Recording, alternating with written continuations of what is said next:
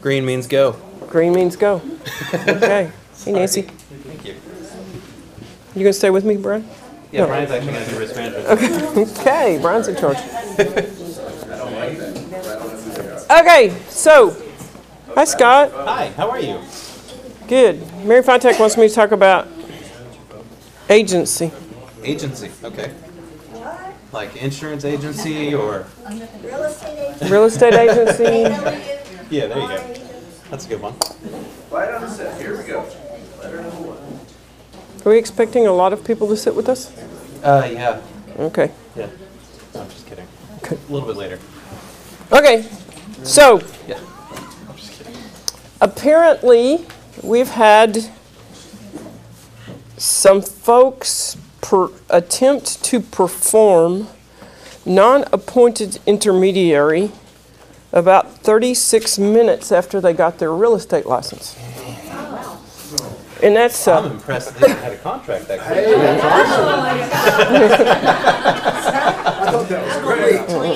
Hey, there we go. there you go. Well, I'll just point out to you guys that this is the time of the year when we redo policy. I go through it. I just finished reading it. Everything in green is going to be a change. Everything in pink I have to research, and the yellow one was where the agency stuff was. So I had it out. I just read it this weekend to remind myself what I wrote a long time ago. And I would remind you, perhaps we're good at remembering to give every consumer that we come in contact with the information about brokerage services form, which you also have to have now a link, or actually the form filled out on your website, on your social media, all of those other things. And that's basically the idea behind all of that is for an aggrieved consumer to find the person in charge. And that's me, and then after it's me, it's the real estate commission. So if they're really mad at you, they need to know that there's Scott, your supervisor, there's me, your broker, and then there's the real estate commission. If they don't get happy with any of that, then they go to court over what they think you did wrong. Now, they sometimes jump steps in that process. But the IBS is designed to show them what the chain of command is, if you will. And that's the beginning of the process of intermediary. It also tells them what their choices are in Texas. They may have bought and sold property in other states. They may be familiar with other law. In some states in the United States are not fiduciary states. That means in some places where they've bought and sold real estate, the agent was not representing them. They were just a consultant. And that Texas is a fiduciary state. Y'all are familiar with that. That's probably all you know. And that fundamentally means the client's interest above your own. Right? We all know that. Everybody should be going like that. Okay? Okay, good. So, fundamental agency policy tracks the law in Texas, where we have narrowed it a little bit in a few places. We can't broaden it, we can narrow it. But we automatically assume that if you've got a listing agreement and the seller signed it and you're the agent, that you'll be the person that's representing the seller. That's kind of a duh, right? But you would have done that. And in that process of getting the listing agreement signed, you would have also gone through, I think it's paragraph 5, where you would have discussed the possibility, the future possibility of an intermediary situation. And you would probably explain it something like this. You know, our company is fairly large and we have a lot of active people in this marketplace. It's highly likely that another agent in our office or in the Round Rock office will bring a buyer who wants to see your property. That means that our office, our broker, would be in an intermediary situation. It means I can give you advice, but I can't tell the other side some things like the lowest price you might take and all those other kind of things. And it means that the agent representing the buyer will be giving them advice. Are you okay with that? And we've only had since this happened in 1994, I've only had one seller say no. And it was improperly explained by the agent, and it was in 1994, and when I explained it to them, they were okay with it. So anyway, it's a long history there. But properly explained, generally speaking, no one has a problem with it. What people sometimes have a problem with is the non-appointed side of intermediary, and that's where you might come up with a buyer that wants to buy your seller's listing. And most of our agents choose not to do that. Our policy allows it, and with certain restrictions. And I wanted to tell you what they were, because I had forgotten them until I read it again the other day. You have to have practiced real estate for 3 years, closed a minimum of 10 transactions. And the newest thing that will be changed on the policy on April the 1st is with prior written permission from your broker to act as a non-appointed intermediary. I'm not saying it's not possible, but fundamentally a new agent doesn't know what they don't know. They should not be doing that, period, end of story. That's why I guess a couple of years ago we put the 3-year thing on it. Clearly no one had read that has Mary Fitek is talking to right now. So you'll remember that. That puts you in a place where you don't give advice to anybody. You're just shuffling papers back and forth. And that's really hard to do. Have you done that, Yeah. Kathy? It's hard to do. I've done it back a million years ago. It's hard to do because we get so accustomed to saying, I think you should counter in this range. It's my opinion that your property is worth what we're asking. We've done the comps. I think you should. But if you're in an intermediary, none of those words can come out of your mouth. The only thing come out of your mouth is, here's what they brought you. That's it. And they have to read it and decide what they're going to do. So, Here's the slide from Legal 2 yep. that explains it as well. Yeah. So I'll back up just a little bit. I'm telling you, I highly discourage non-appointed intermediary. It's not impossible. It can be done. Experienced agents can do it. And I will work with them to accomplish that. However, first 3 years, no. Period. End of story. Can't do it. And after that, we'll talk about it. 3 years And 10 deals. Over a 3-year period, it doesn't mean you got to do 10 in the last 10 months or anything. Yep. Also, you probably want to add on there that we can't be the buyer's agent on your own home. Yeah. Well, thank you. Yeah, I'll get there in a minute, but I'll go ahead and say that. If you have a listing that you decide you want to buy, stop it. Someone else needs to be brought into the transaction to represent that seller. And you need to tell us that on the front end, Yeah. and not, oh, I'm closing tomorrow. And Yeah. by the way, And the flip side of that, you can't represent a buyer who wants to buy something you own. You own 50% or more of. And it should actually be any type of ownership. Not to have any representation, then what? Well, on something you own, they need to have a lawyer or another broker, period. You can't do that. You cannot do that. You cannot do that. That E&O will not cover that. You understand that? If there's ever a problem, that means you're going to pay the lawyers, the court costs, the settlement, and everything else. That's a big deal. It's not worth it. It is totally not worth it. If you have to pay an agent to represent them, do it. Yep. If you're the seller and the buyer wants to come to you. Yeah. And of course, just kind of backing away from an internal kind of a thing, if you have a listing and a buyer unrepresented comes to you, that's not automatically an intermediary. The buyer may not want representation, and that's okay, as long as it's not your property.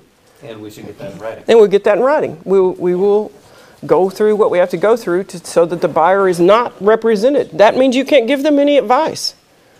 If they say, where's the utility company? That's fact. Yeah. If they say, which title company should I use? That's up to you. That's advice. So if they're unrepresented, and that's not an intermediary. You're only representing the seller. they have no representation. And usually what that means is they're expecting to buy the property for 3% less than it's listed for because there's not another agent. Don't go there.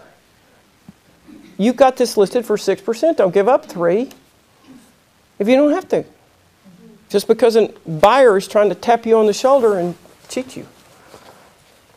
That's my opinion. That's not in the policy. Okay. So, back to appointed. I want to be sure that we have the forms lined up in our head. Brenda takes a listing. She gets permission to act as an intermediary. She's given the seller the IBS form. Josh has a buyer. He gave them the IBS form. He signed a buyer representation agreement with them. They sat down in the conference room. They talked about it. He talked about the possibility that some house they wanted to go look at today might be listed with our office or the Round Rock office. And they agree to an appointed intermediary. So he goes out and shows houses today, and he shows houses tomorrow, and she shows them the next day, and they end up finding, as if we had that much inventory, sorry, and they end up wanting Brenda's house. Well, there's a form. It's a TAR form. It's called Intermediary Relationship Notice, I think. And it says to the seller and to the buyer, you remember, I mean, it's much more lawyerly than this, but it says, you remember, when I took the listing, we talked about intermediary, and you said it was okay. Well, this is it. And to the buyer, it says, you remember, we talked about that in buyer rep. Well, now we're really doing this. Are you still okay with that? And he fills in the buyer's, Josh, would be filling in, because he'll be filling the form out. He'll be filling out the address of the property, the buyer's name, the seller's name, his name appointed to the buyer, Brenda's name appointed to the seller, because he's smart, and he saw her name on the sign and in MLS. And we, by policy, allow you to be smart enough to figure out that if you're in the car with the buyer, you get to be appointed to them, and if she's got the sign in the listing, she gets to be appointed to them. Now, you think that's silly, but the law doesn't presume that. I have to put that in policy to make sure that, otherwise I would have to go, hello, you represent a hello. You know. Anyway, so fill that form out. And if there's anything else, let's just say this is Josh's brother-in-law. That's the buyer. He needs to say that on that intermediary form. This is my brother-in-law. Might have to say it in other places, but let's make it your cousin, which is not another thing. Chris? This is my cousin. That's the buyer. Not that it would matter, but if the seller were to ever get crosswise with this and they find out that they're cousins and it wasn't disclosed, that's going to be the reason that everything went south.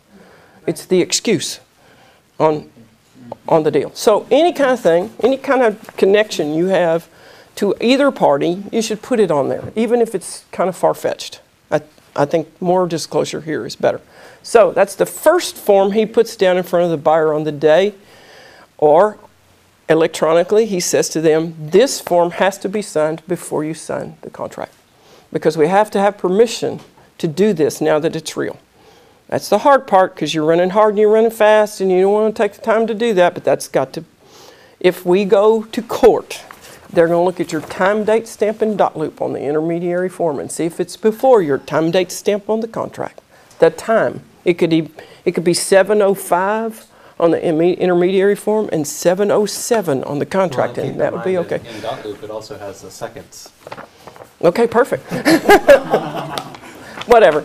But it needs to be, and then he ships it all over there to her. I don't know, I guess nowadays it's all done electronically. It's not done like that. And she does the same thing when she's talking to the seller. She says, remember, blah, blah, blah, we did this. Now it is an intermediary. This agent works for our office, and I know him. I sat by him at the risk management class this morning. And I'm trying to get y'all to do a deal today.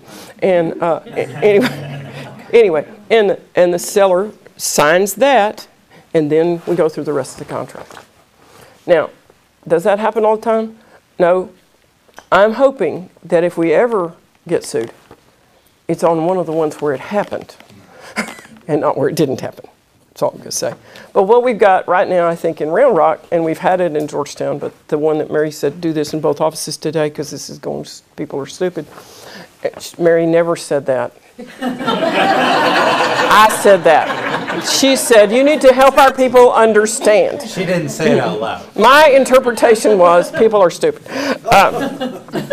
So anyway, I just wanted to go over that because what you also need to know is in the case where you didn't do it right, this policy is in writing. Every April, you sign a form that says you've read this, you understand this, and you agreed to abide by this. And if you walk away from us and we get sued over this, you are going under the bus because I'm going to say they didn't follow what we told them to do. Because that's my job, is to protect this company. It's to protect you, as long as you're mine, and then it's to protect my company. And that's what policy is all about, to protect both of us, for it to lay down, protect. Okay. Julie had a question. Tom always has a question. You already answered my question. Oh, okay. There are new companies out there that I guess Megan and I will be talking about a little bit later. There's one company that I heard about through Nick, and so he might be able to explain it better. Rex is the company name where they don't have a regular listing agreement, they don't have Texas forms. And they did not put it in the MLS. And they put it only through Zillow and Realtor.com so that they have instructions to submit an offer.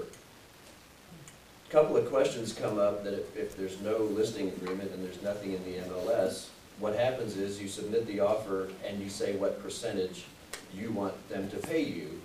First off, my assumption is you're going to want a registration between broker and owner. Well, are they brokers? I don't think Rex has a broker's license in the state of Texas. They're not brokers. Maybe that needs to be found out for sure. But Okay. Thing two, I need to tell the commission today. I'm going to double check it right now. We had a round off to a transaction with them, and I want to say they did a broker. Did they? Okay. Okay, I'm sorry, we digressed. Well, so I just want to understand the policy fully, or so the way it should go, so that when we go and the seller says, I guess I want to educate everybody through me asking the questions. When I go and present an offer to 123 Main Street and say I want 4% commission, and they say, yep, we're going to do that. If it's not stated in some kind of registration between broker and broker, or broker and agent. It's unenforceable. If they just say that, or they say that. Well, it's on the contract. Let's say somebody did it in special provisions, that's going to be the wrong way to do it. It's going to be the wrong way to do it. Yeah, because paragraph 8 says that contract's not for negotiations. If it's not, is it, are they using a Texas contract? No, they're not. They're not? Wow. So what do they use? They do have a license. You submit it online and you request. Is it rex.com? They'll try to stop you Mary from has seen one of asking these for the So permission. maybe ask her what it looked like on that. Wait. Would that be like a Nick's fixed explaining number? Go ahead. I'm sorry, say it Nick. again. I'm sorry. Yeah, do one at a time. What were you saying?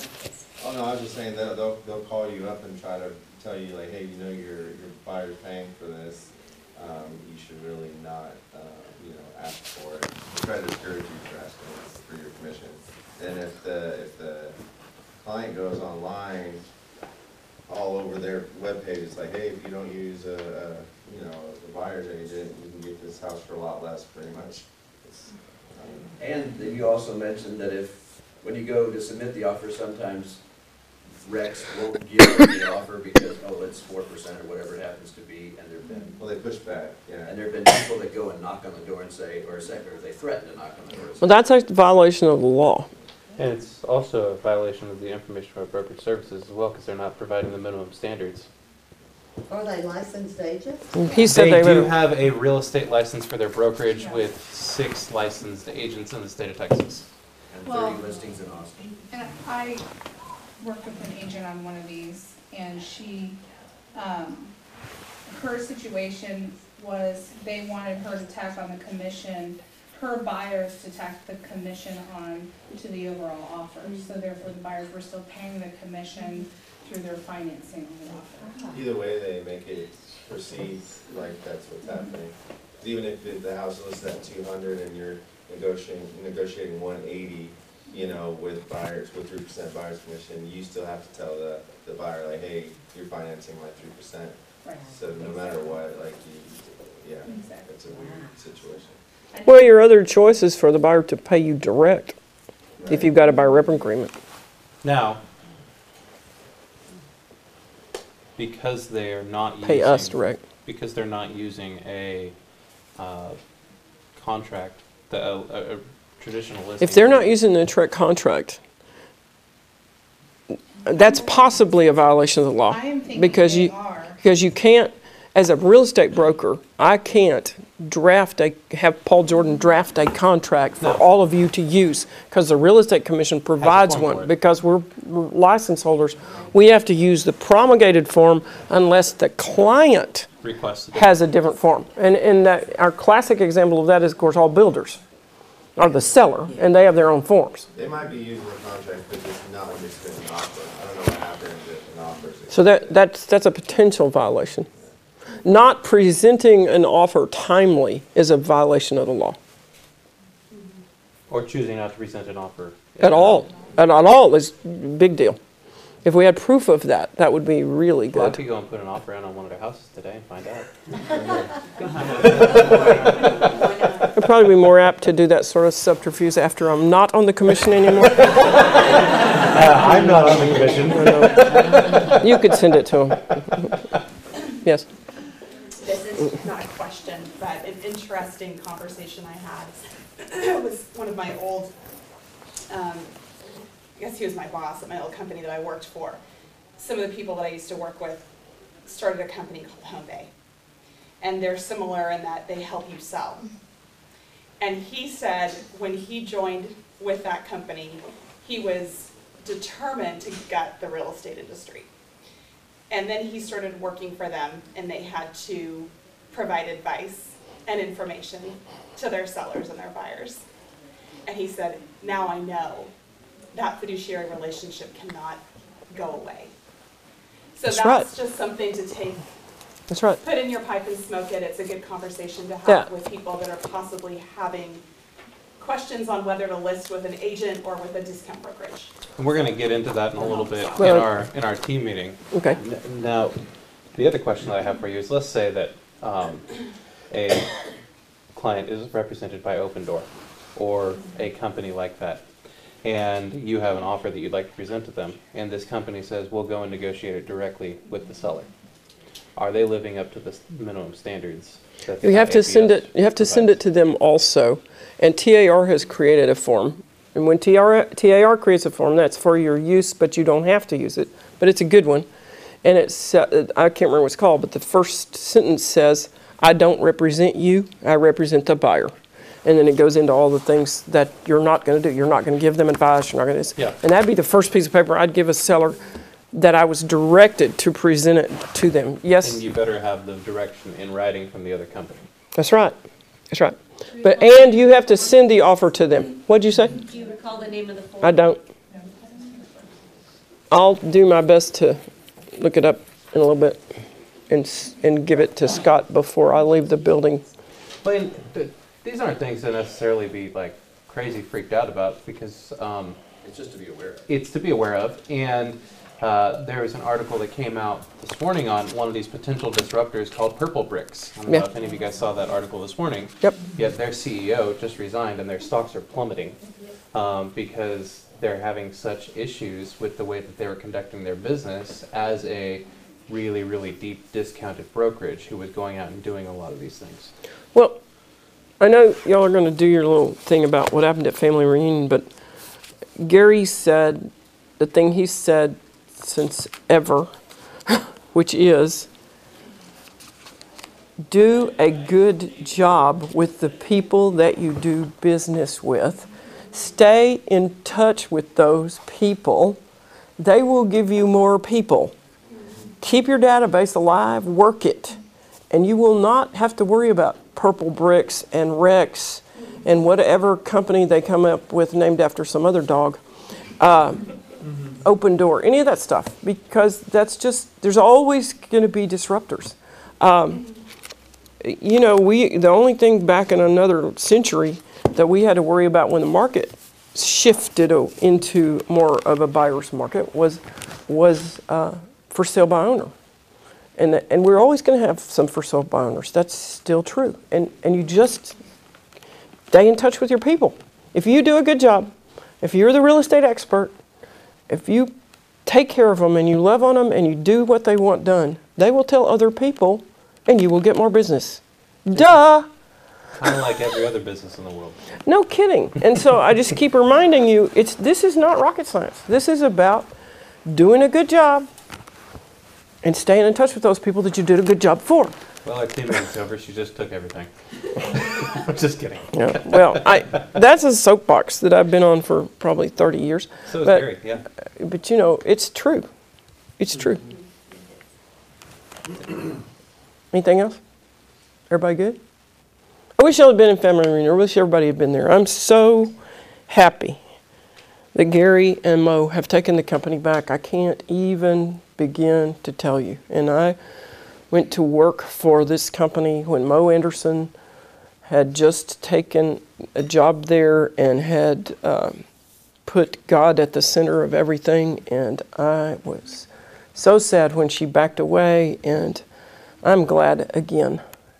I'm really glad again, because I didn't feel good about the leadership that was there. That's all I'm going to say, because I'm online. It's okay. He's no longer there, and everyone feels the same.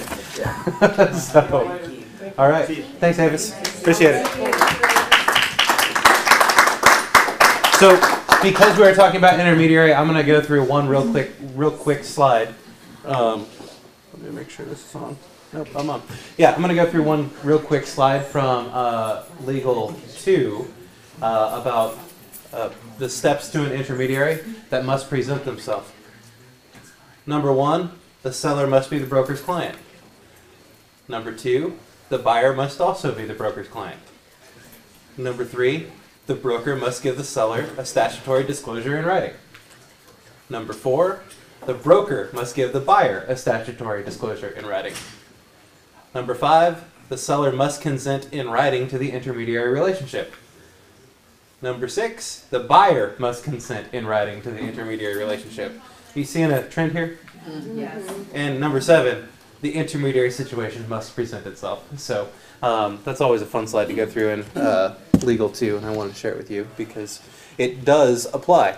All right, y'all ready for our meeting today? Yeah. Good morning. Good morning. It's great to see you all. I'm so happy to be back from family reunion. I hate New Orleans. So, hey, you know what? Some people love it. I am not one of those people.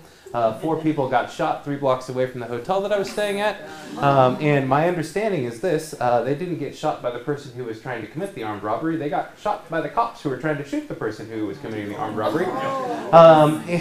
And all 4 of them were in like intensive care or something or critical condition rather, at the hospital.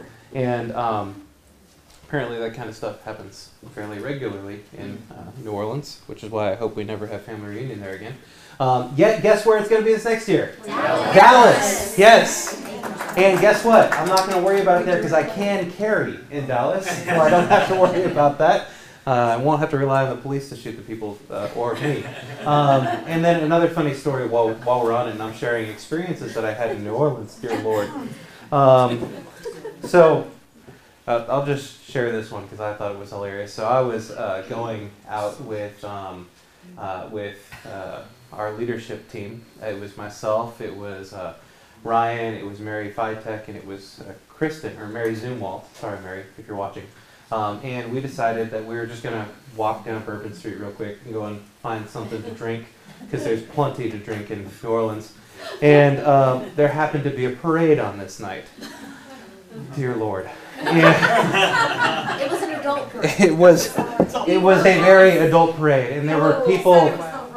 Yeah, and there were people there at this parade with their children on their shoulders. So, and so we're dodging all kinds of people trying to get through the crowd, and they left it up to me to find the bar. And there was this bar that had amazing music at it, and it had this really, really neat fountain in there. And I thought, all right, guys, that's where we're going.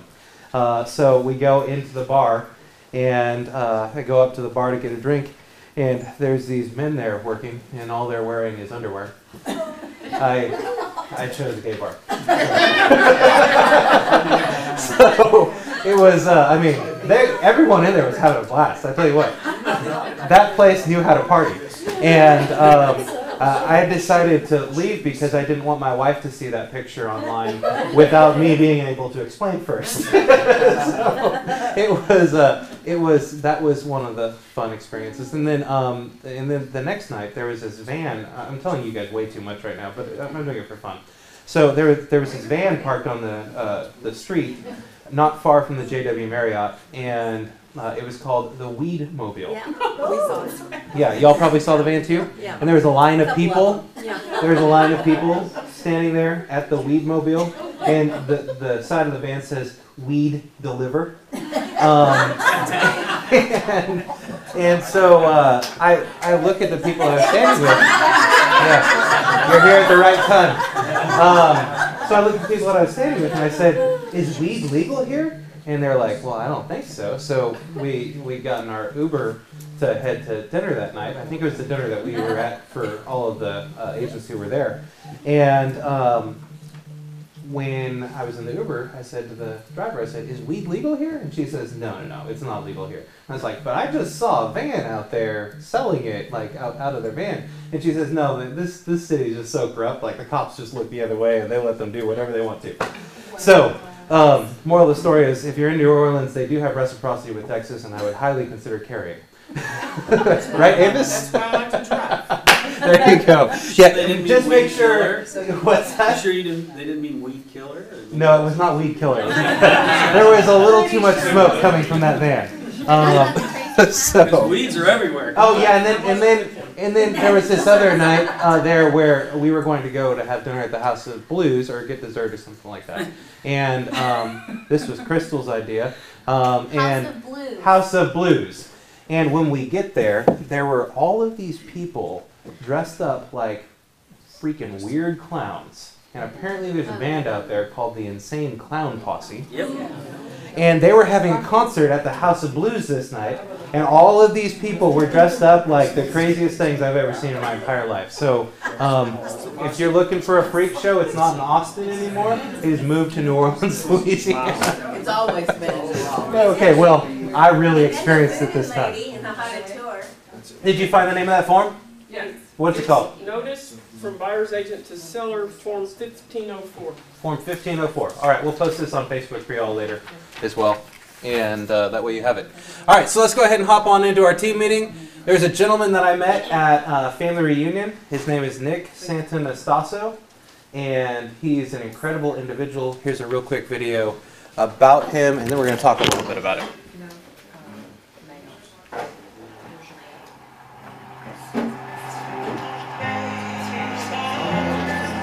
The majority of you, when I say the word failure or defeat, you will immediately correlate it with negative.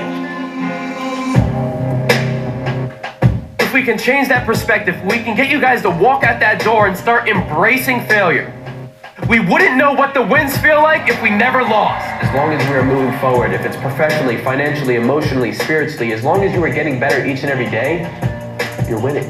It wasn't the fact that I had no legs and one arm. I didn't even look at any of this because I knew that my hard work and dedication would simply make up for my lack of limbs. I thought to myself, imagine how many lives I could change, how many perspectives I could change for the better if I focused my energy on helping people. I can't describe how impactful that event was. It was like he alleviated everyone's pain and problems, and it carried on. I was put on this earth to be, an example, to show people what they're truly capable of.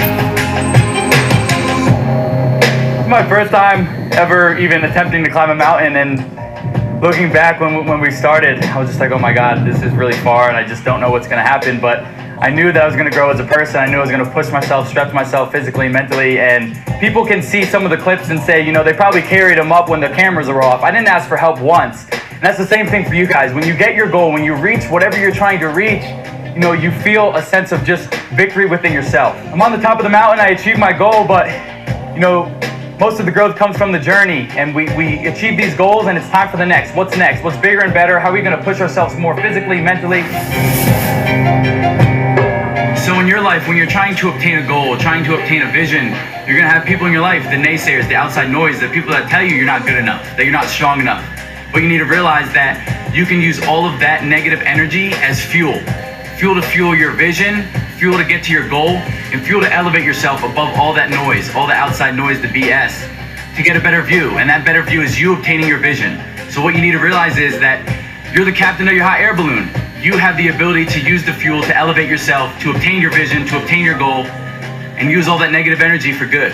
So you're gonna realize once you use that negative energy as fuel to rise above, that the view is so worth it.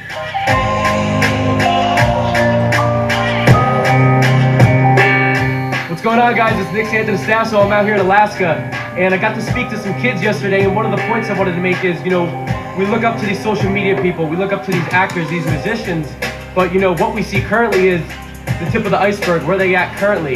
But we don't see 90% of the journey with the ups and downs, the hardships, the failures. So if you're going through some stuff right now, just know everybody goes through it. We all have a choice, and we can either let the outside noise affect us or let it fuel us.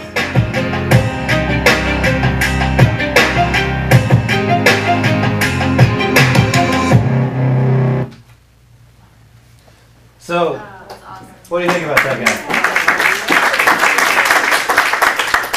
He came and spoke to us at coaches training the day before family reunion. All the MAPS coaches had to be there for our coaches training that day. And he came and he spoke to us for about 45 minutes. And his message, plain and simple, is, what's your excuse? He overcame the odds. You see, when his parents found out they were pregnant with him, he said they went in for the first ultrasound and that things were fine. They went in for the second ultrasound, things were fine. They went in for the third ultrasound and the doctor said, I'm not seeing any legs. I'm not seeing 2 arms. And he has a condition in which if his limbs aren't forming, chances are his organs aren't forming either. And there's about a 30% chance of survival. And he said that really the biggest impact that has ever been had in his life was the fact that his parents went home and they said, we're going to focus on that 30%. We're not going to focus on the 70% chance that things aren't going to work out. We're going to focus on the 30% chance that things are going to work out. And he said when he was a kid, his parents told him, you know, or not his parents, the doctors told his parents that he's not going to be able to feed himself, he's not going to be able to dress himself, he's not going to be able to do all those things. And he said his parents weren't easy on him when he was a kid. They knew that life was going to give him challenges and they wanted him to be able to be prepared for those challenges. So they had him sit there and figure out how to feed himself. And one of the funny things that he told us was, he said, you know, when you've got, so he has one arm and he's got one finger on that arm. He said, when you have one finger, feeding yourself is really easy. All you do is you lick your finger, you pick up, you put it on a Cheerio, you put the Cheerio in your mouth.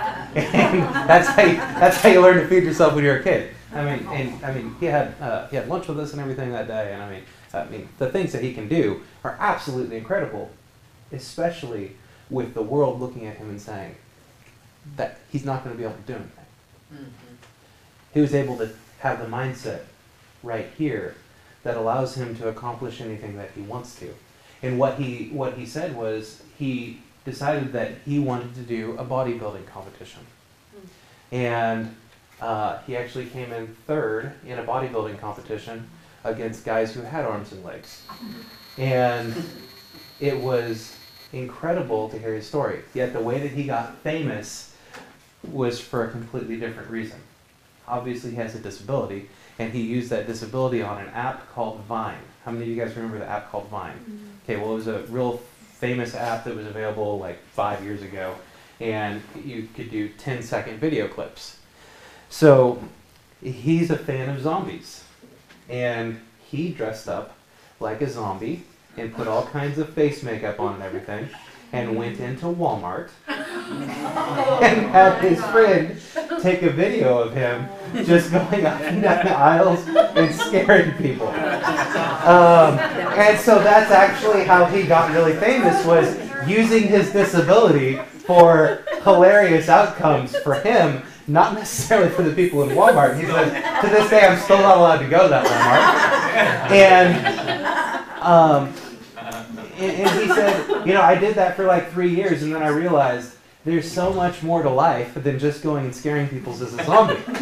And he said, to this day, I still have the best house on Halloween, and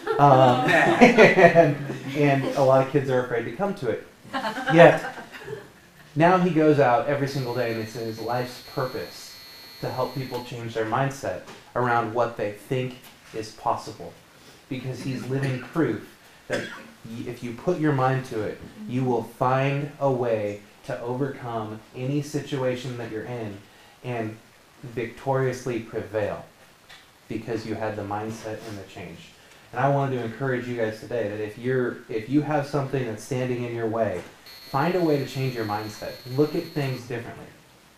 And the bold law, change the way you look at things and the things you look at change. I mean, that applies 110% to Nick. And he's written a book. I started reading the book while I was gone because they gave us all a copy of it there. And the things that this guy's done in his life are absolutely incredible. So look him up, watch some of his YouTube videos, and you'll never feel bad about yourself again.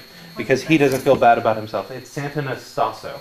Santanasasso. So that's the other thing. He's got a really long name. That would have been hard for me to just write. So I got to take a picture with him because he was like, you know, whoever wants to come out and meet me, come and talk. And he even said, I'll shake your hand, but that might be kind of awkward. So he said, hey, just give me a hug. And he was a pretty neat guy.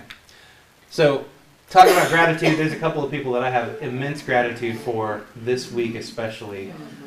Diane and Gail, thank you guys so much for all the work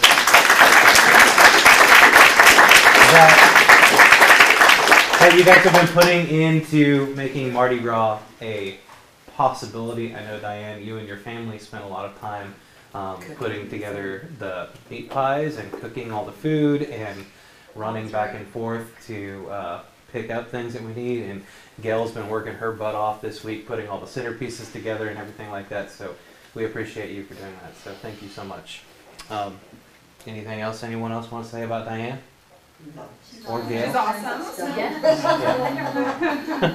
All right. Diane is really generous with her time to answer questions and problem solve. So Yeah, she is. I go to her every time I have a question too. So. About what? About life. All right. So the peak of the real estate season is going to be coming up. And I wanted you to get prepared for that because I do believe that we're still going to be seeing multiple offer situations. And I showed you guys this video last year, and I'm going to show it to you again. This gentleman's name is Matt Doden. He's out of the Dallas area. He's got a really, really funny video that he did to make sure that you win in multiple offer situations. Here it is.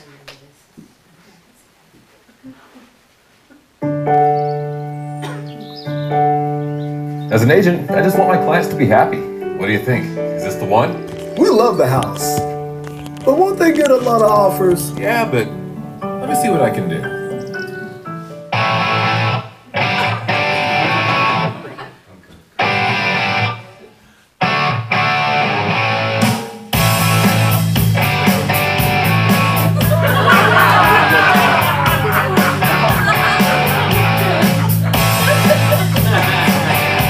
Not every agent would have hired drifters and hippies to hang out and scare off other buyers. Give me change?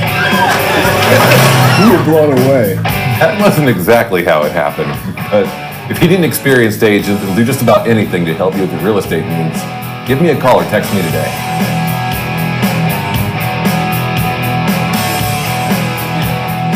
So there's that for creativity. That's awesome. I mean, y'all want to go do that, go for it. Just choose the right neighborhood to do it in. I don't know how well that would work in Cimarron, just saying. All right, and then we have a green screen room, right? That you can use anytime you want to. And we also have a helium tank, right? Oh gosh, David. Yeah.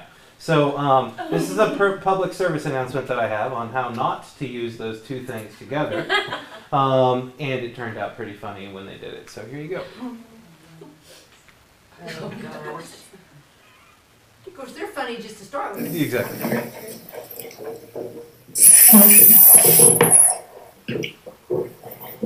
How many apples grow on a tree? All of them. The rotation of the earth really makes my day.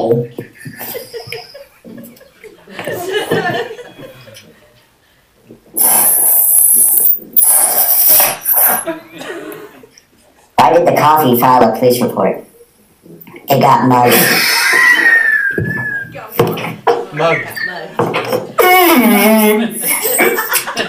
I would avoid eating the sushi. It's a little fishy.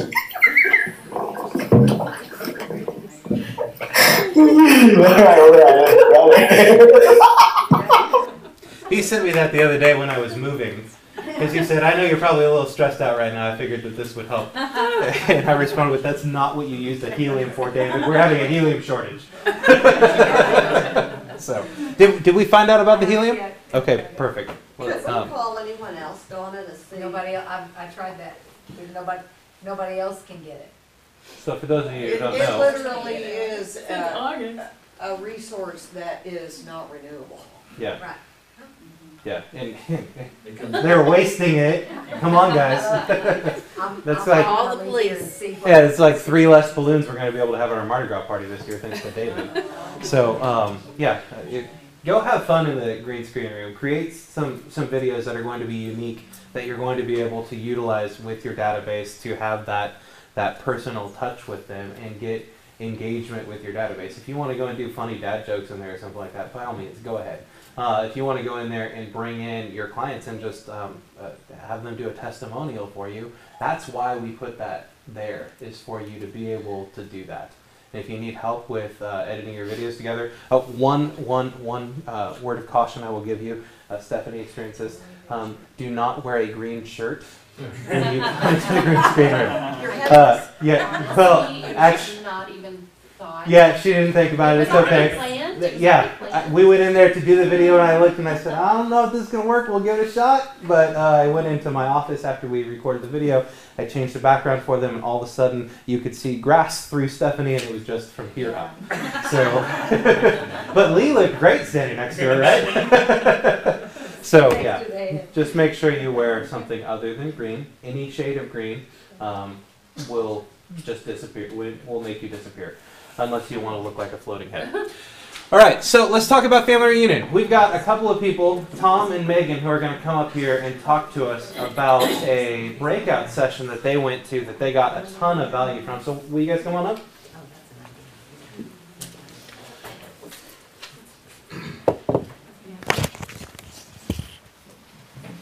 Oh, do we have to wear that? Well, you can just leave it there. It'll pick you up. Okay. Good. So tell us about it. You went to what? It was great. It was awesome. We went to the iBuyer breakout session, and I was walking up the stairs, and there was this woman that I was enrolled with, and she was actually on the panel. And even though we went to the wrong room, we came back, and she said, "Oh, Tom's sitting there." So I had a front row seat, which was really nice. This iBuyer program, everything that they talked about was really amazing, and to fast forward, after having experienced all this stuff and learned all this stuff, one of the first calls I got back when I got here was a call that went like this. Ring, ring. Hello, this is Tom. Hey, Tom, are you fat? I said, am I what? He goes, are you one of those rich people that buys houses, like gives us an immediate offer? I said, no. Did you already get an immediate offer? And he goes, yeah, I sure did. And so tell me about that. And so what we're going to tell you now, as a result is what to expect, that maybe as much as 85% of your buyers or sellers may actually approach an immediate offer company before they approach you. And so the first thing that I want to talk about is acknowledge that. I think we have a predisposition to make sure that we tell everybody, hey, we're here to get you the most money possible, and that's great, unless it's not their motivation.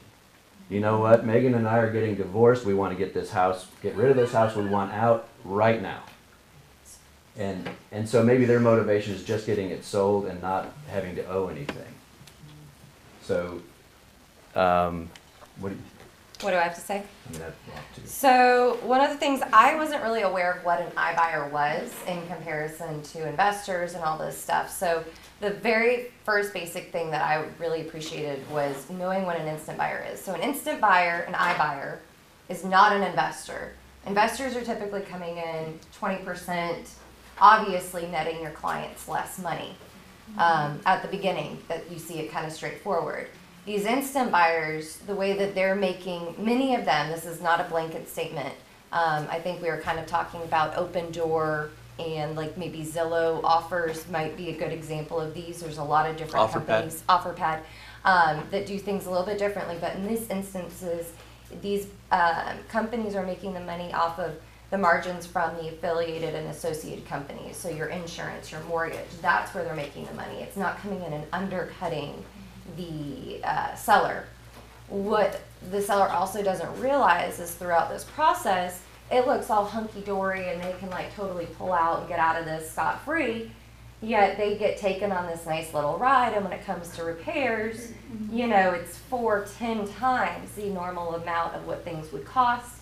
And you know, once you find that next house you're moving into, you're super excited, ready to go, you're going to be netting $20,000 less because what they're bringing you. Yeah. And so these are the negative experiences that the consumers are having that we're wanting to prevent.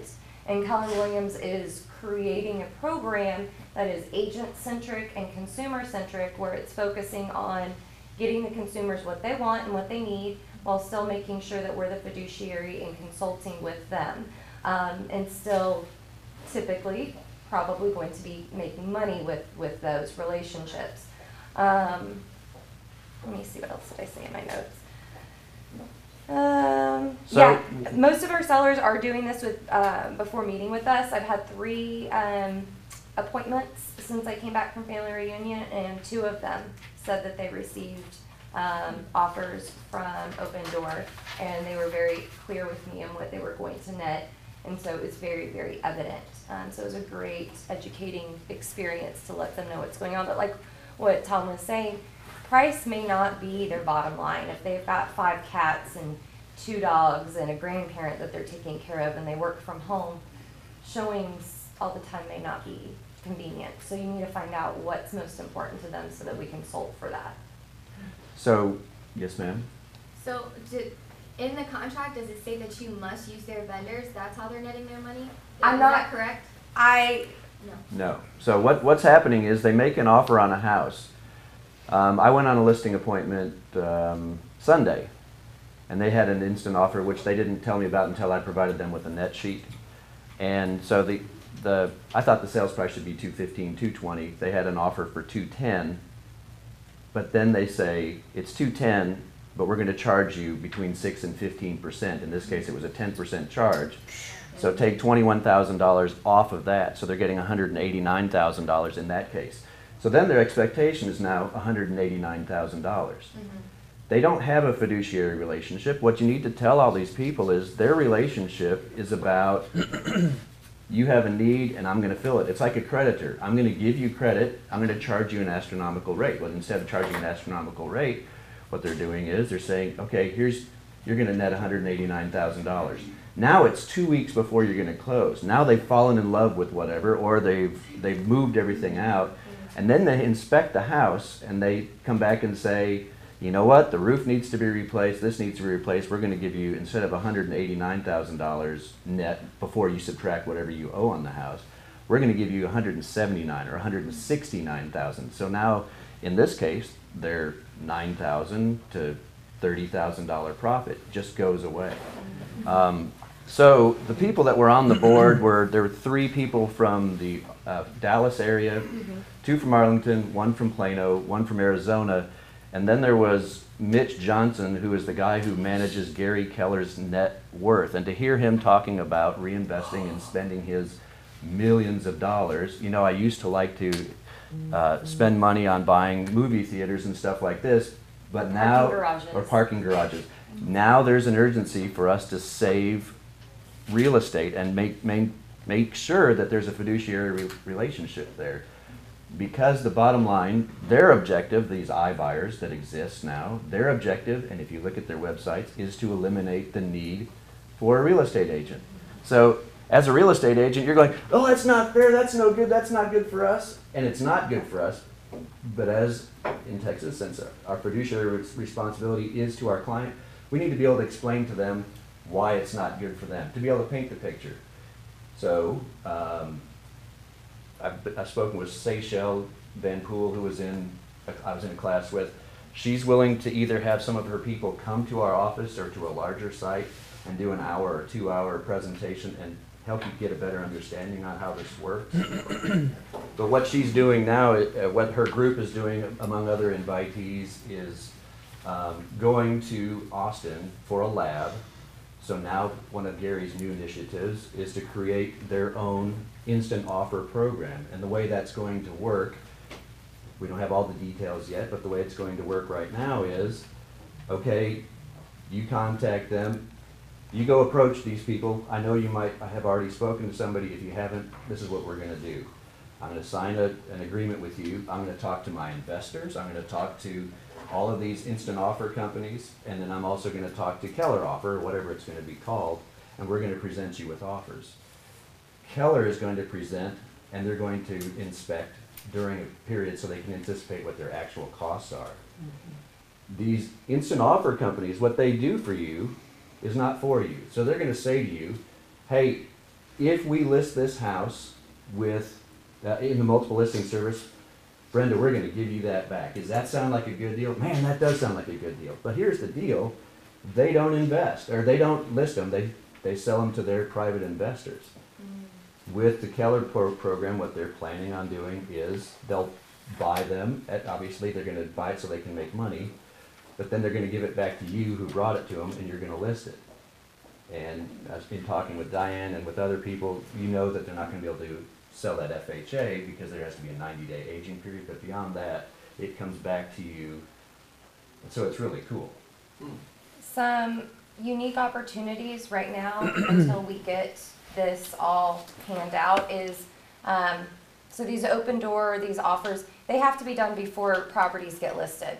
So if you go and meet with somebody and they tell you that price may not be their bottom line, you get a listing agreement signed with them right then and there.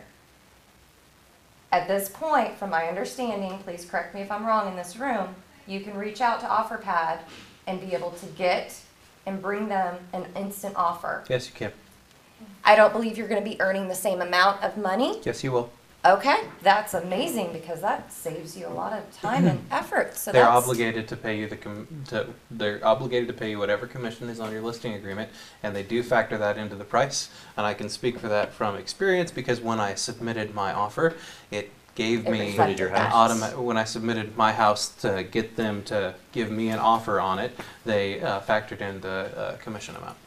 Right. So there's some unique opportunities there, but most importantly, you need to know that what Keller Williams is creating and putting together is consumer and agent centric to make sure they have a better experience and to make sure that we are still protected in the industry. So how do you approach this? Listen, I know that there's a chance that you might want to just be curious and find out what you're going to get. Let's do this together. Let's do this together. Let's do this together. This is a fiduciary relationship. I'm here for you, and not only do I want to know you now, I want to know you after the fact. I want to invite you to Mardi Gras. So let's do this together. Let's sign an agreement. Before we put it on the multiple listing service, we're going to go and get these offers. And We'll read between the lines, and we'll make sure that you're not surprised and you don't have an experience that you don't want. And do a net sheet with them based upon the offers that they just received, and then do a net sheet with them because my experience was I listed my house for $245,000. They offered me $219,000. That's before they ever came and did any negotiations for repairs or anything like that.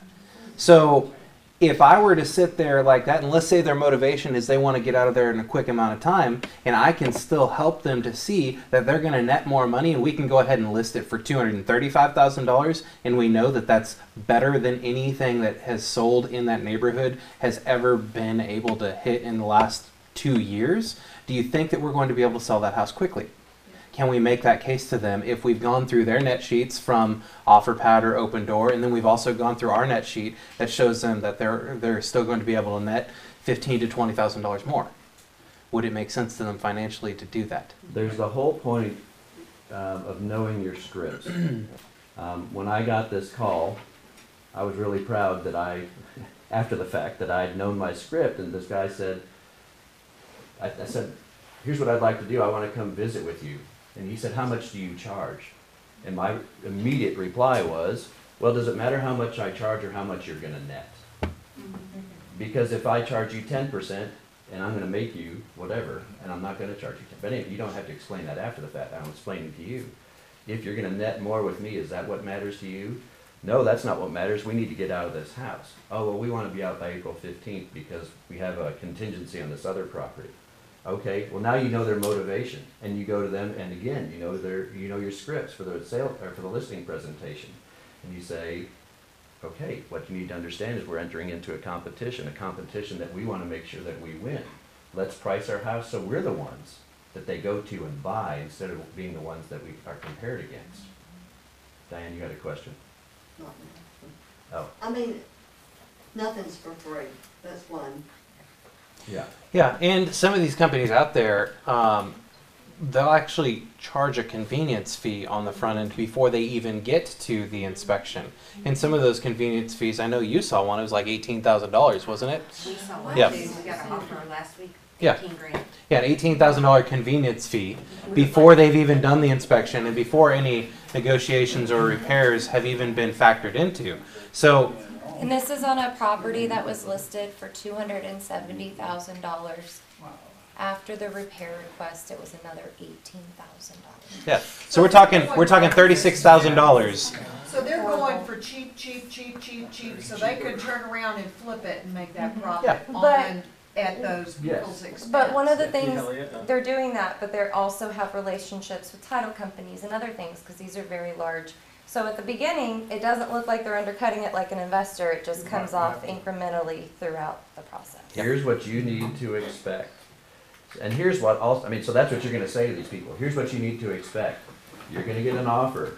Your house is valued at $200,000. My anticipation is you're going to get offered $185,000. And then they're not going to have the house inspected right away. They're going to wait until 2 weeks before you close. And don't worry, this is what they're going to tell you. Don't worry about this because you can back out 1 minute before closing time. You don't have to close.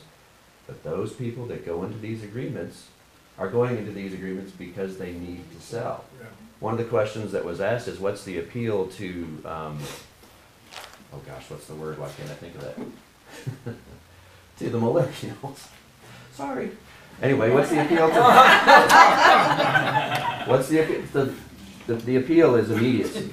It's, getting that instant result. And your responsibility is to educate. So, we had a bunch of good classes, a lot of good classes. I think we owe it to ourselves to have some kind of mastermind that we've sort of talked about doing. Yeah. Getting together and understanding what's out there, what's coming, what I think you're going to be talking about the new technologies that are coming, artificial intelligence, all these things that we saw. It was definitely the best family reunion I've been to. It was my fourth, and Same here. I had the best of my breakout sessions, and it was this one, and then building relationships with builders. So if anybody has any super burning desire to mastermind about that, probably reach out to Liz. She'll make sure it's good. Any questions? Well, with the numbers that you're throwing around, 7.5% entire closing costs and commission, I mean, that's a bargain. No, it's the cost, and then they're going to take off the 11%. I'm saying for us. Oh, for us, yeah, right? It's a selling feature for us. Oh, yeah. Williams Yeah. It's a no-brainer, is what you're saying with the Yeah. numbers. In that case, it really takes away the temptation for you to go and say, well, let's list it here. You shouldn't do that as a fiduciary. You should be, this is the range of where I think it's going to sell. Where should we price it in your mind?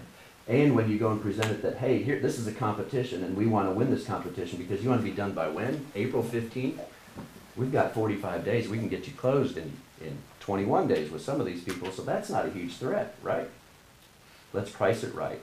let's price it below everybody else, because these houses have been on the market for 160, 200 days. So, at family reunion, Gary said, every good deal comes through our hands first. And I just think that would be a phenomenal opportunity as investors. I hope the woman that you're talking about can talk to us about how to jump in some of the, I mean, they need to sell it, right? And if you can get it 20, 30% less than sales price, Yep. why wouldn't we be able to buy them? So hopefully we can learn to invest with that iBriar program as well. Well, the iBriar, it's going to be through Keller Williams. They're going to have something there, so it's a lot of. It wouldn't be something that we buy. It's going to be something that we present to a division of. And Keller if you Williams. choose that you want to be the Yeah. investor for something, if they're interested in that, there's nothing that would preclude you from doing that as long as you've done the proper procedure of having somebody else represent the seller so that you can be the purchaser of that property. Yep.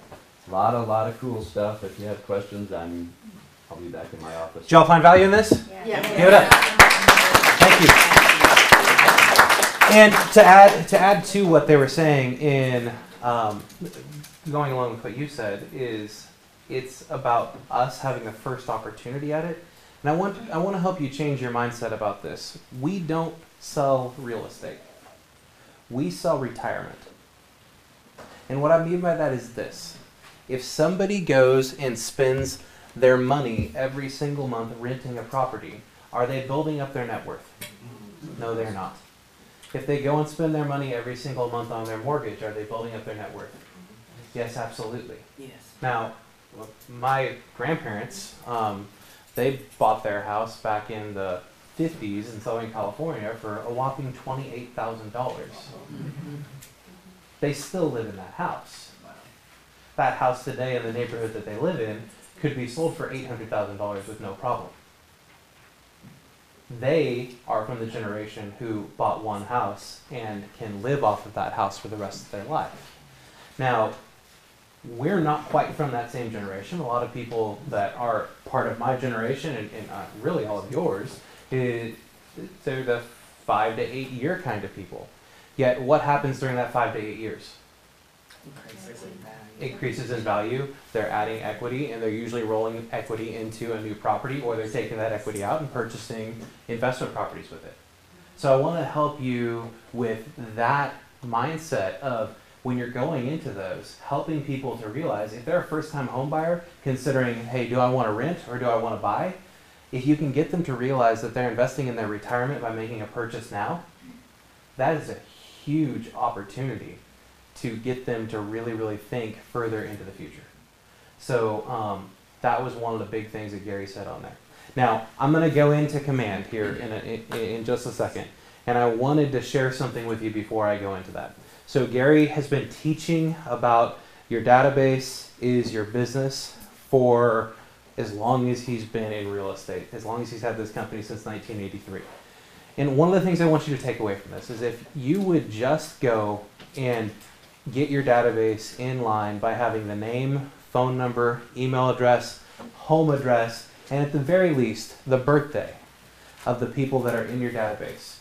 You can start to look at every single person in your database as $1,000 in income every single year. So you want to make $50,000 a year? You better go and have at least 50 people in your database. I'd say have 50 to 100 people in your database at least. If you want to go make $250,000 a year, you better have between 250 and 300 people in your database at least in order to get that. Is that going to happen in your first year? No, it is not going to happen in your first year. It's probably going to happen in years 3 through 5. Yet, you have to go out and get the contact information. And here's the slide that scared me the most at Family Reunion. When they released command to everyone on Saturday, they unleashed it to everyone, and then they started to allow people to put contact information in it. Well, Sunday they gave us an update that showed us how many people had contacts in command. Sunday, only 8% of the people that had their contacts in command had addresses. Only 8% had an actual address of where the person lived. On Monday, when they gave us the update that showed, okay, here's all the additional people that have been added to command, it went up to 14%. of the people that were now in command, all of the entire company, millions of people that were in command at that point in time, only 14% had addresses. Here's what scares me about that. Ladies and gentlemen, we are in a business that connects people to an address. How do we not have that vital piece of information? It is the most important part of our transaction. We've got to make sure we have that. Stephanie. Okay, so to just kind of, Yeah. I guess, park on that. So I took the spreadsheet template that was provided. Yeah. I copied all of I have about 6 or 7 different spreadsheets that I copied from and put them all in there. When I uploaded it, the names came across, emails and addresses did not. There's They were a all in there. so they fixed that. There was a button that you had to click in order for the addresses to show up correctly. You do not have to do that now because there were so many people that had that issue. They, I believe they fixed that on Thursday or Friday of last week. So if because what I had to do was go in and archive all of those people because it wasn't coming out right. Yeah. If I have archived them, am I going to be able to repopulate them Yes. under the correct template? Yes. Okay. Yes, you will. And there was an event that I was at 3 years ago with a gentleman named Dan Grebe. Dan Grebe is the #1 producing agent in. I'm pointing because I was like, he's awesome. Yes. By the way, that was. He is amazing. Best speaker. Yeah. So breakout ever. Here's what Dan Grebe's story is. Dan is the #1 producing agent in all of Florida, and 10 years ago he was a police officer, and he said he was making just enough money to go broke.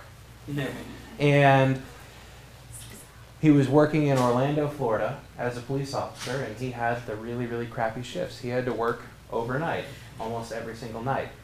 And he went into Barnes & Noble 11 years ago. And he said, I went into the self-help section because I wanted to get better. I wanted to do something different in my life. And I'm not quite sure why the book was there, but the Millionaire Real Estate Agent book was in the self-help section. And if you know anything about the Millionaire Real Estate Agent book, it could be in the self-help section because the first 187 pages of that book are all about mindset. It has nothing to do with selling real estate. It has everything to do about changing your mindset so that you can prepare yourself to become successful and make a career out of real estate. And he said he spent about 3 weeks in his police car reading that book every single night. And not him driving. Thanks for that, Tom. Unless he was listening. Yeah, no, he was reading the book. And he said after about 3 weeks, he said, you know, I can do this. And he said in his family, he was the only one so far that had really kind of been successful at anything because he has a sister who was a drug addict, and his parents, he came from a really, really rough family, and for the fact that he was a police officer, his family didn't really like him for that because they were on the other side of the law. And what he said was this, he said, I decided that day that I was going to go into real estate. His first year he made $150,000. His second year he made $250,000. His third year he made $250,000. His fourth year he made $250,000. And then he said, you know, I'm missing something. This book says I should be able to make $1 million. And so he went back and he said, I reread that book in my fourth year, and I realized I was missing something extremely important. What I was missing is the fact that I didn't read the biographies for all of those people who Gary collaborated with, who put the MREA book together. He said there was one thing that stuck out most vividly about all of those biographies. Every single person talked about how important their database was. And for me at that point in time, I was focused on the next client, the next client, the next client, the next client. And I didn't take the time to go back and build and maintain the relationships with all of those people I had already had the opportunity to serve. And when I realized that, I was able to go from $250,000 that year to $600,000 the next year. And then he says, I've become the first person in my family that's ever really made something of themselves and that's become a millionaire. I bet his family loves him now. Yeah, exactly. They're probably on the right side of the law now. And then at this event that I was at, it was the young professional, the Keller Williams Young Professionals event, and he looks at all of us and he says, "Do y'all have cell phones?" And we're like, "Yeah, of course we have cell phones." And so he says, "Take your cell phone out." So we've all got our cell phones in our hand, and he says, "Do you realize that every single day you are walking around with hundreds of thousands of dollars sitting in your pocket all the time? And these are already people that know you, they like you, and they trust you. You just have to reach out to them and maintain the relationship and make sure that they know what you do and that you're providing value to them." So my encouragement to you with Command, it is a new shiny object that we have, okay? And guess what? At the end of the day, it is the most simple, basic premise of any business you'll ever go into. Know people, communicate with people, and number one, most importantly, connect with people. I would encourage you to call through your database. I mean, if you have an iPhone, you can pull it up, click on your contacts, scroll all the way down to the very bottom, and it'll tell you, I have 1,009 contacts. Do I have all 1,009 of those people in my database? No, I do not, because about 203 of them are you. Yet, start there. Hey, you know, I'm calling because I'm updating my database. I just want to make sure I have the right phone number, right email address, right home address, right home address, right birthday, and I want to make sure that I'm able to send you something every year on your birthday. I mean, how expensive is it to send a card on their birthday if every single year you know that your entire database for each person that you have in there is going to bring you $1,000 in income every single year?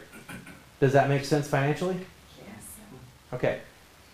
So let's go ahead and jump into Command, and I'll show you how easy it is to use.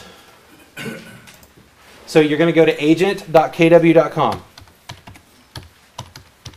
And I'm going to turn these lights down so that you can see it better. What did you say, agent? Agent.kw.com. And for your username, it's going to be whatever you use for your MyKW page. And your password will be the same as well.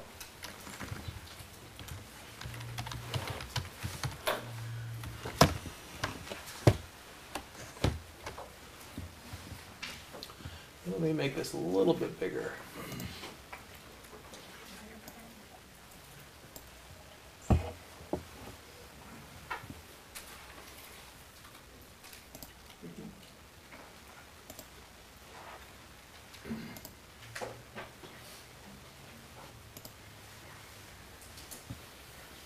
All right, well, it's not letting me make it bigger right now. Okay, so anyways, what you're going to do is you're going to click on the contacts button up here. Then sound effects are going to come on. I'm just kidding. So you'll click on the contacts button.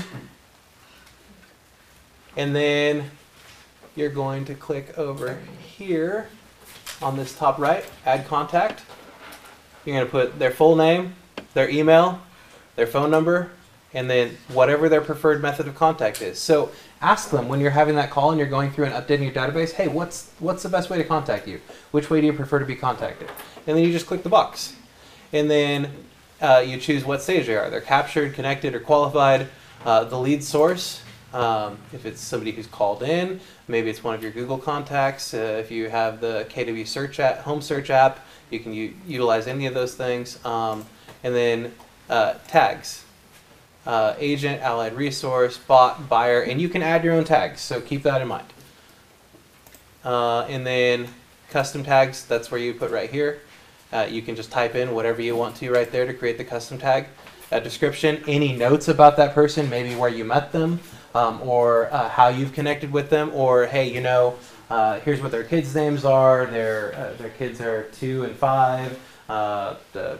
Billy and Julie, whatever their kids' names are. Just put those notes right there so that when you go back, you have access to that information.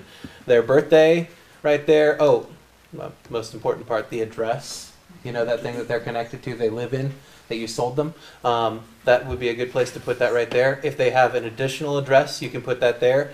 Maybe they have a separate mailing address. You can put that in there. Their date of birth, any relationships that they have. So you can put husband and wife on one thing. That way you have one contact information, one contact card for them in there. So your and when you create marketing, it'll automatically go to both of those people because they're in your database and they're connected. So you no longer have to wonder if their relationship status changes. Then you'll be able to find that out and separate those people later. And then social, like their social media. So you know that facebook.com/ and then whatever those numbers are, or whatever, for me it's facebook.com/ Scott Tolar. That puts you right to my Facebook. You just put that part after the slash right there, and that'll connect to their Facebook. So then you're gonna be able to see in your feed through command what's going on their social media if you've connected with them. And then where they work, what their job title is, and then any additional custom fields that you have. It's not hard, right? Pretty easy. And then if you've already done all this through, how many of you guys have your database in eEdge? eEdge. eEdge. No, eEdge right now. Yeah? Several of you?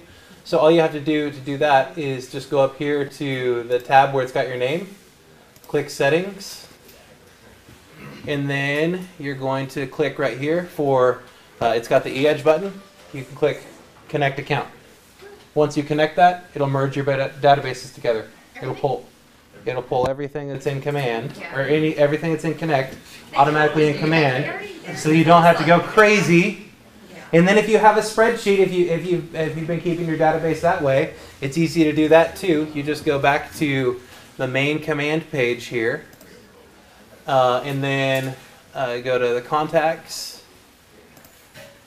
click import, and then you could literally, if you have it on your desktop, you could drag whatever Excel file that you have right there, and it'll pull it right into command for you. They want to make it as simple and user-friendly as possible. One other thing that I will encourage you to do today, one action step you can take today that will help you with implementation of command. Go to MailChimp.com, create a free MailChimp account. That's what they are suggesting. Yeah, because that is how all of your email campaigns are going to be sent out, is through MailChimp. It's going to come from you. So for me, it's coming through stolar@kw.com. That's what the client's going to see. MailChimp is the service that we're going through for that. The reason being, if we were to send everything directly through your Gmail account, stolar@kw.com, it would mark that as spam. If you do it through MailChimp, it will not mark that as spam. That's why we've connected and partnered with MailChimp to allow this to happen through command. So go to MailChimp.com, create a free account, and then you'll be able to link it by simply clicking a button in command as well under that settings page right there. You scroll all the way down to the bottom here. It says MailChimp, email marketing. You just click connect account. You can also connect your Google AdWords account if you have one of those. You can connect your Twitter ads. You can connect a bunch of different things in here. Your Facebook as well. Is there a YouTube for this that we can pause as we go? Videos? Yes. Go to kwconnect.com. There's a bunch of things that have been uploaded on there. Lauren has some resources for some videos that she has shown in here before. Some of those would be good ones that we can send out to everyone with the link for those. What do you think about this? Nice. Yeah. And like I said, at the end of the day, it's all about building your database, having a database, and talking to it. Yeah. What I have learned, I get a little overwhelmed with all the videos that are on KW Connect, and that once I find one, I have a hard time going back to find it again. I don't know if others experience this. And down at the bottom, when you're on that video, on that kind of that landing page, you know that you can add it to your playlist, and this will go in your profile settings area and add it to your playlist, and you can always go back and see it the next day or another day if you don't have time. Perfect. Anyone have any other questions about that? Yes. Marty Miller has great videos that walks you through command for. Yes, you can go on to Facebook and join the 66-day KW Command Challenge.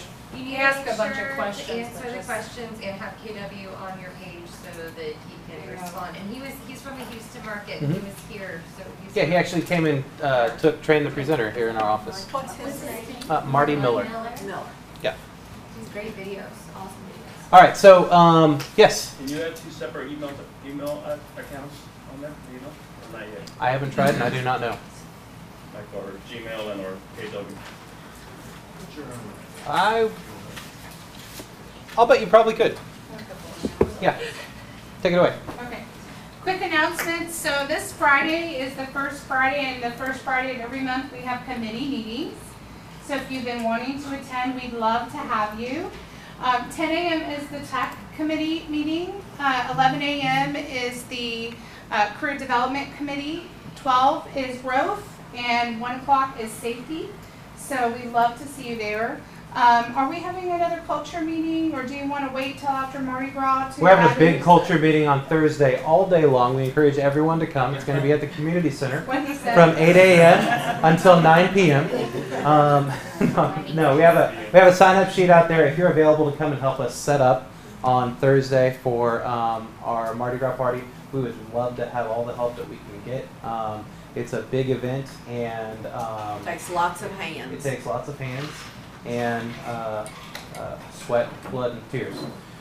Yes. Early in Thursday, we need a lot of manpower to get the tables and chairs set up. Yes. And there's Heavy lifting. a sign-up sheet out there. If you're available to go ahead and sign up for that, that would be awesome. Okay, 2 more announcements. away. So 1 o'clock today is the Auto Connect meeting, mastermind. So if you're a part of Auto Connect, that's today at 1 o'clock here in this room. So I hope you will attend. If you have questions about what is Auto Connect, you're welcome to attend as well. Input, feedback is really important, so be here for that. And then lastly, there is an agent who is working to put together a kind of like for a wellness, a Weight Watchers group here in the Market Center. And we have to have 15 folks to do it. And I know a few of us, I think we have 7 so far that are interested, so if we can find about 8 more people, male, female, doesn't matter. If you just want some accountability, we're thinking of doing Weight Watchers, so just let me know. No shame in that game, we all need to be a little healthier, right, every day. So I love you all, want to take care of you, so just let me know if you'd like to take part in that. We'd have it here once a week, like in the morning sometime. We do the little weigh-in group thing. You don't have to weigh in, however, accountability is key. There you go. So I think that's it for me. Perfect. Awesome. Don't forget, yes. I was going to say, don't forget that next Tuesday, we will not have a team meeting here. We are going to have our awards ceremony. It's going to be at the, what's that place? Stagecoach Inn in Salado. So, yeah, it's going to be a lot of fun. We'd love to see you there. 9 a.m. to 11 a.m. Breakfast, brunch will be provided. Yeah, any other things you want to add about that, Lauren? All right. Who has a listing they want to tell us? I Yes, need to say something. please. The Smith Contracting just came in, and they're going to be doing, I don't know if you've seen over by Golden Chick, they're digging and all that. They're putting in a new water line. So they're going to be coming across, on 11th Street, across Austin Avenue. So probably for a month, he said a month, I'm looking 6 weeks. Austin Avenue is going to be down to 2 lanes. They're going to be closing off, first they're going to be closing off the west 2 lanes, and north and south will be 1 lane. And then they're going to finish that, and then they're going to come over this way, and they're going to go all the way from there to Main Street on 11th Street. And then after they're done that, then they're going to come over here on 10th Street, and they're, where those 5 parking places are right out here, they're going to take that out, redo the curbs, and put green space there. So anyway, so just be aware. Because you know, parking is not a commodity in downtown Georgia. Especially And with the 28 new so, employees so we're adding. probably starting Thursday is when Austin Avenue will be down to 2 lanes, and it's gonna be kind of a nightmare, but he just wanted to. warning us. Well, he just, I told him, I said, I'm not happy, you realize I'm not happy that you're taking this, but anyway, he's, He's very kind, I've got his card, if anybody has any questions, he said. Don't park in the green space. But anyway, just so you know, be a little careful during the days, because it's gonna be. Do I have your permission to go like 5 minutes over so that we can tell new Sure. listings that we got? Take it away. Okay, we have a 3-bedroom, 2-bath. It'll be live on the 28th. It's built in, it's a 2,010 square foot, a little over 1.25 acres. Beautiful property, has over 70 oak trees on it, and very private area. It's gorgeous. Great. It'll be at $275. Where is it? Real quick, we have 24.66 acres in Temple that is listed for $325, unimproved. And then we have 4.5 acres coming up in Temple with a 2-bedroom, 2.5-bath house with an indoor heated pool, lots of outbuildings, all of that for $490. Great. Thank you. Got a few, permission. Go for it. All right. Going on the market in a few hours today, 411 Thunder Bay. This is a 5-bedroom, 3-car garage. It does have a bedroom downstairs in Churchill Farms. Going to be lit, it's 3375 square feet, so it's a big one. The bedrooms are very large. Updated floors downstairs, kitchen and bathrooms, listed at $314,900. We've got a right at just under an acre lot in Cottonwood Creek at the edge of Hutto. This one should be going on the market later this week. We've been working on it for a long time, listed at $99,000, 1 acre with utilities. I do have the restrictions. It does allow manufactured homes in that community. Okay. Then I also have a 1.5 acre lot out in Kingsland. Beautiful, beautiful views on top of it's called Lookout Mountain for a reason. Utilities all in place there. And then we just listed 3403 Brangus over near the Serenata area. So no city restrictions, no HOA, very low tax rate. It does have a guest house, 4 bedrooms in the main house, and then a 1-bedroom, 1-bath game house, guest house on 1.6 acres with tons of trees. How much? Great. That one is listed at $497. Mr. Towns. Bring us an offer. You got a 4.5 acre property northeast Austin coming next weekend. Okay. 3-bedroom, 2-bath, 1,800 square feet, a lot of modern upgrades. It's kind of the country feel outside of city limits, but you get the city access because it's adjacent to city limits, and that's probably not changing. It runs along Walnut Creek. That's the view of the living room that's completely glassed in. Very beautiful. Has a detached, I guess, craft room, and then what used to be 7 bays for vehicle. He's turned that into a bunch of rooms. It has water and electricity in that area, and that's on the back side of the property. How much? $550. Is that, you said east of 35? It's east of 35, just north of 290, 5 minutes from 130. Okay. He's running a business on it right now. That's, yeah, be good. All right. I have one over in Granger, will probably coming on the market next week. It's a unique place here. It's on Commerce Street, which is actually 95, Okay. block south of 971. These 2 sisters have done a beautiful job of building this one house, 1,600 square feet, very contemporary, tile, stainless steel, granite, kitchen, bathrooms, custom cabinets. It is there on 95. It has a chain link fence around it. It sits back, there can be parking in front or behind. Has a metal roof. It's, you know, it's one of these that has some unique potential. The list price would be, we think, 180. A couple others coming in 2 weeks. I've got 2 in Parkview Estates, so single story and 2-story. And then I also have something in Bertram on 30 acres with a barn dominium. Okay. Man, I didn't give enough time for this today. We got like 7 minutes worth of it at least. Yes. I have a listing in Sun City on Deer Meadow, highly upgraded Monroe model, 2-bedroom and den, corner lot. I mean, you gotta see the house, it's gorgeous. What's 335.5. What's that? 335.5. 335.5. My one in San Gabriel Heights is coming up. It's on San Gabriel Overlook.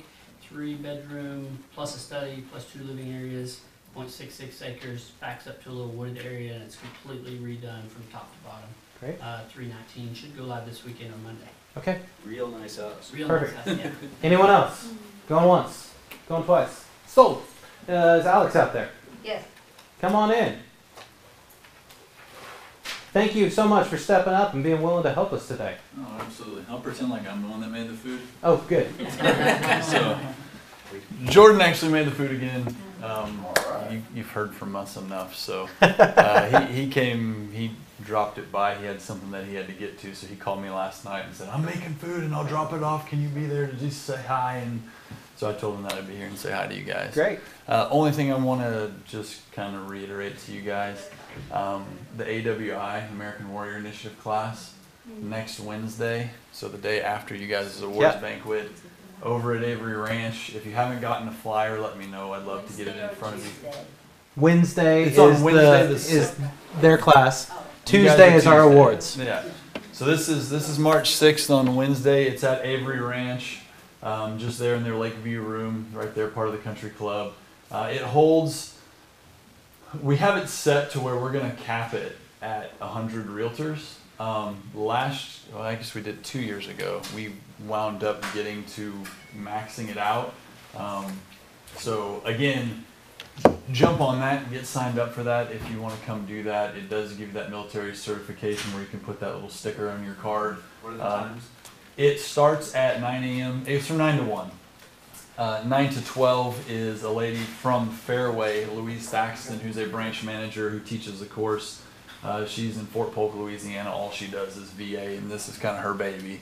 That she started with Fairway and travels all around the country all year. I don't even know how she works on any loans. She's doing one of these classes somewhere almost every single day. And then 12 to 1 is when we actually feed you, and while you're eating is when Sean Parnell comes in. He's a military correspondent. You'll see him on the news a lot. New York Times bestselling author. I received a bunch of giant boxes of his books that we give out to you guys at the class. And then they'll have the Red Friday shirts that we wear for sale at the class. And again, all the proceeds from the class, from you registering, from the sponsors that we have that are coming and being sponsors of the thing, to all of the t-shirts bought, they just take all of the funds from it, turn it around, and bless a local veteran and their family who's having some trouble. So it's a great class. Like I said last time that we were here, 2 years ago when we hosted it, I mean, one, people were walking out with their tissue box under their arm, and two, it was, I mean, pretty much to a realtor that was there, they walked out saying that is the best CE that I've ever invested my time in, just because of the content. It really is, it's pretty moving to hear what they go over in that. Could, Scott, could you send out a flyer so we can have a link to it? Okay. I'll make sure that you have that. I think Jordan sent it. Is But I'll send it over to MCE you. or And just CE? Can we get credit with track? Or so you get the 4 continuing education hours, and then on top of that the certification. Okay. Yeah. All right. And I'll send that over to Perfect. Scott. Yeah, that'd be I'll awesome. send it out. And on the flyer, it has the link where you can go right there, and an Eventbrite page where you can go sign up right away. Food out there. When you get out there, there's barbecue chicken, buffalo chicken. He just did chicken this time, so no pork. Sorry. That might be a good thing. I don't know. All right. It's set up out here for you. Thanks, Alex. We appreciate it. Yeah, thank you. All right. Last and final thing. Go make your calls, build your databases up, get those 5 pieces of information, and prosper. Have a wonderful day. So I had a question for you about the command with teeth. So I was talking, Stephanie and Kathy and I were talking